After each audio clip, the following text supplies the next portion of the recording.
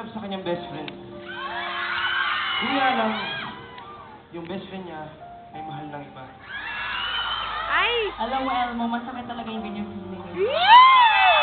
Pero kailangan niya tanggapin kasi hindi talaga pwede maging sila. Kaya, Jenny, narito na yung song request mo na pinasikat ni Ronnie Ray Moore.